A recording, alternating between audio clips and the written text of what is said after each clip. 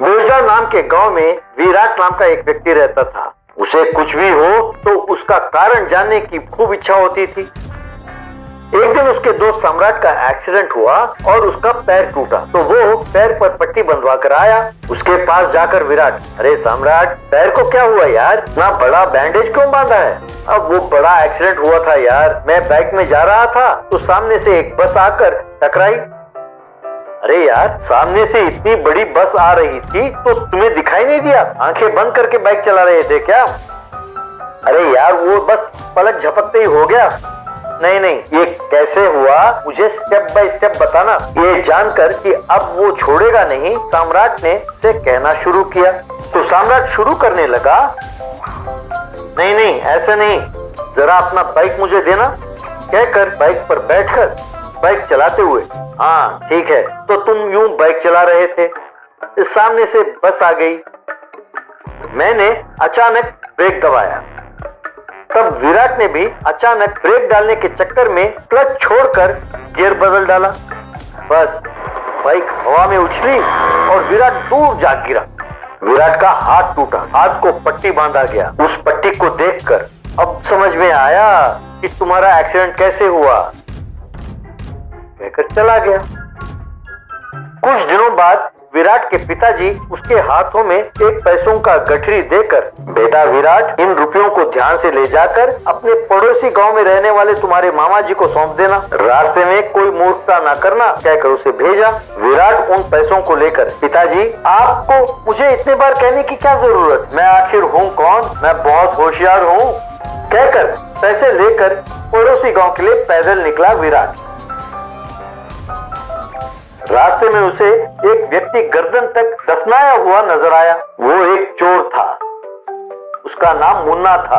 उसे विराट और उसके स्वभाव के बारे में सब पता था। यूं गर्दन तक मिट्टी में दफनाए हुए व्यक्ति को देखकर, अरे भाई तुम्हें क्या हुआ, यूं जमीन में तुम्हें किसने गाड़ा है? मैं इस रास्ते से जा रहा था कि एक लोमड़ी आई और मुझे जादू से यहाँ गाड़ कर चली गई। क्या लोमड़ी ने तुम्हें गाड़ दिया? भाई मुझे विश्वास नहीं होता, लोमड़ी कैसे गाड़ सकती है?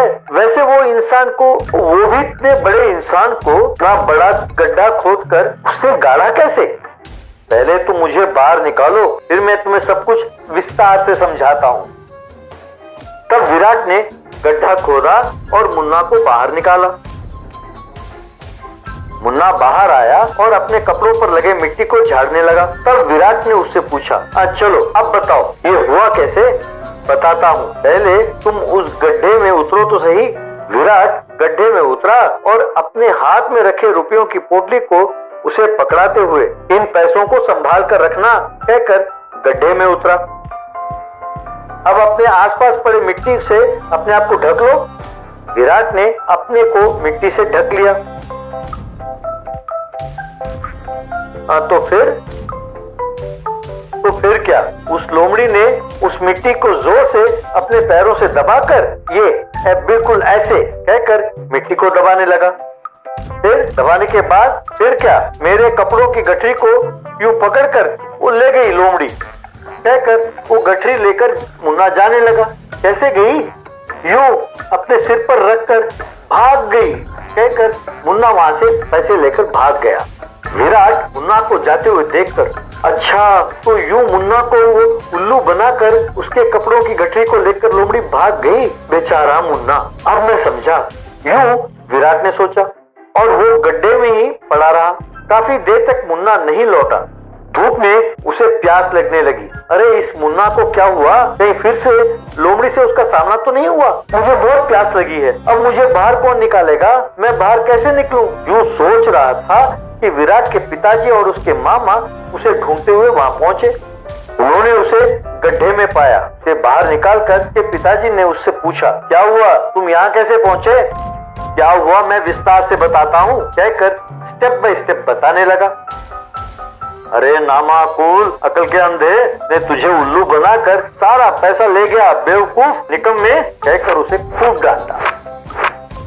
Fire fighter. एक गांव में आग सिंह नाम का एक व्यक्ति रहता था। वो 40 साल से दमकल विभाग में काम करके कई मेडल्स जीतकर रिटायर हुआ था।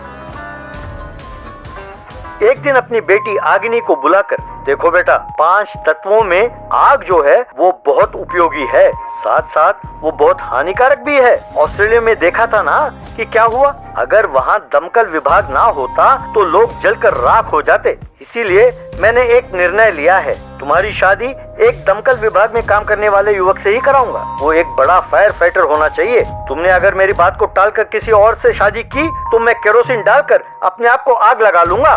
शहर में मैं जिससे प्यार करती हूँ वो हवा सिंह तो माचिस की तिल्ली से भी डरता है। अब क्या करें? आग्नि ने तुरंत हवा सिंह को फोन करके उसे सारी बात समझाई। तुम चिंता ना करो, तुम तो जानते ही हो ना कि मैं फिल्मों में सेट बनाने वाले डिपार्टमेंट में काम करता हूँ। बाहुबली का सेट भी मैंने ही बनाया था। तुम्हारे पिताजी को सेट करना कौन सी बड़ी बात है।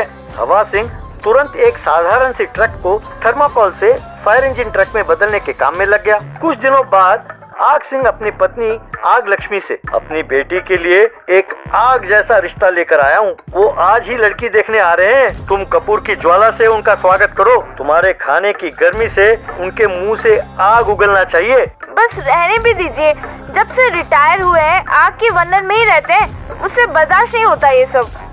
हवा सिंह अपने माँ बाप के साथ फायर ट्रक पर उनके घर के सामने आकर रुका।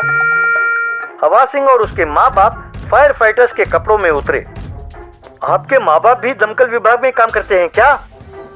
जी हाँ, हमारे दादा दादी नाना नानी सब दमकल विभाग में ही काम करते थे। जानते हैं, हमने हमारे परिवार को आग को ही आहुति दे दी है। मुझे बिल्कुल सही दामाद मिला है। लड़की देखने के लिए भी ये लोग वर्दी में ही आते हैं। ये जताता है कि ये लोग लपटों से कितने लिपटे हुए हैं। वे घर में प्रवेश करने ही वाले थे कि आग लक्ष्मी ने कर्पूर जलाया। हवा सिंह ने तुरंत फायर एक्सटिंग्विशर से कर्पूर के आग को बुझा दिया। किसी भी तरह की आग हो, मैं सह नहीं सकता। वो दंग रह गई। घर आए मेहमानों को आग लक्ष्मी ने कॉफी ला कर दिया। हवा सिंह ने उस पर भी फायर एक्सटिंग्विशर को स्प्रे किया। माँ बाप से, अब पियो। पिताजी उसके कान में, तेरे प्यार को आग लगे, इस कॉफी को पिएंगे तो हम बीमार हो जाएंगे और मर जाएंगे। आग लक्ष्मी रसोई में स्टोव जलाकर पकोड़े तलने वाली थी। तभी हवा सिंह, आग लगी है, कहाँ है आग, कहते हुए रसोई में जाकर स्टोव पर स्प्रे किया। वो दंग रह गई। ज्यादा ओवर एक्टिंग ना करो, पकड़े जाओगे। आग सिंह की माँ ने भगवान के सामने मंदिर में अगरबत्ती जलाया। हवा सिंह ने जाकर उस पर भी स्प्रे किया। उसने उसे जोर से थप्पड़ मारा। तभी एक आदमी घर में आकर आग सिंह से, मेरी पत्नी टीवी पर आग फिल्म देख रही थी और कपड़ों पर स्त्री को रखकर भूल गई। टेबल जल गया और सारे घर को आग लग गई है सर, आप ही को आकर बचाना होगा। चिंता ना करो, मेरे होने वाले दामाद एक साहसी फायर फाइटर हैं। वो तुम्हारे घर ही नहीं, तुम्हारे घर वाले के बाल को भी बांका नहीं होने देंगे। सब पड़ोसियों के घर गए। उस घर में आग की लपटें निकल रही थी। देख क्या रहे हो बेटे, उस फायर इंजन से पाइप निकालकर पानी बरसाओ। हवा सिंह डरकर, इसमें पानी नहीं है सर, ये सिर्फ एक सेट प्रॉपर्टी है। ये सेट प्रॉपर्टी है?